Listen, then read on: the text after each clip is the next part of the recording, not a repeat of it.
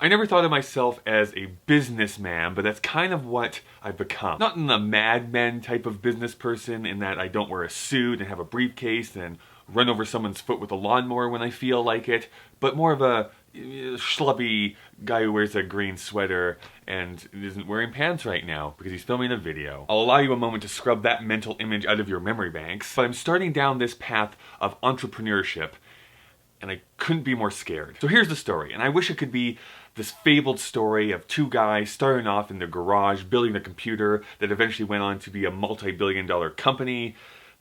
That's not what this is. Some of you watching this will probably be familiar with VidCon. This is this annual conference I go to each year that celebrates online video. So this past summer, it was on the final day, I was in my hotel room with my friend Jen, and I was telling her, man, you know, I've enjoyed this conference for so many years, and I'm so into this YouTube thing. I think it's gonna catch on. But I'm also a very small, I'm a micro YouTuber, and I see these things like the YouTube space that's in Los Angeles, there's one in London and in Toronto, and all these other major cities in the world. And in these places, these YouTubers can go and use equipment and green screens and network and talk with other creators. However, you guessed it, you have to have a certain number of subscribers to actually even set foot on the premises, except for a couple of exceptions where they kind of open up the doors for special events. But there still is that major barrier of entry where you have to be popular, you have to be this amount of popular to even come in the front door. And I didn't like that. I said, I wish there could be a way in Calgary where I live that anyone who wanted to create a video project or even run a podcast or anything in the new media space here on the internet could just come, network, use equipment, and be able to create what they want to create. And that directly led into my Archimedes eureka moment of being like, well, why can't there be?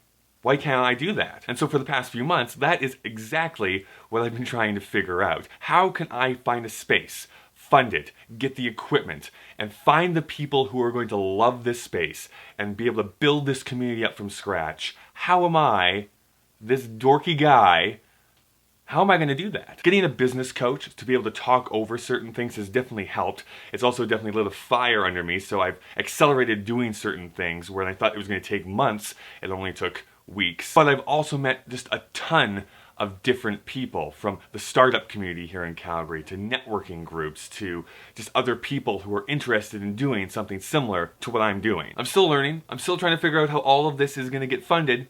The jury's still out on that one. I don't know. But it does excite me to think that I could very soon be that entrepreneur, that I could be a business owner, that I could have staff, that I would be making decisions, that I could be expanding and growing a community, not only just here in Calgary, but in Western Canada, and then further on into the entire nation.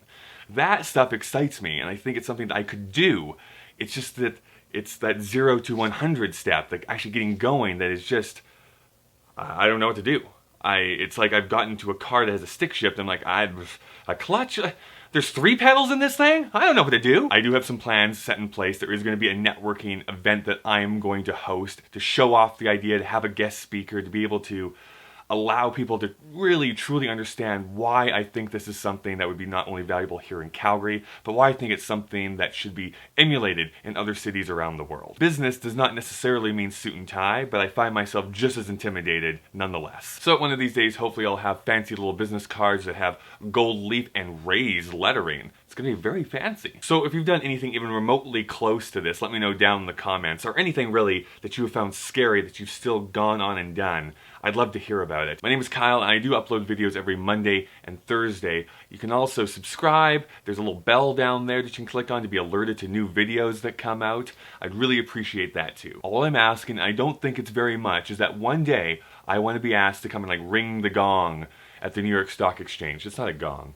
It's like a dinner bell. It's the thing. Whatever instrument it is, I want to hit it.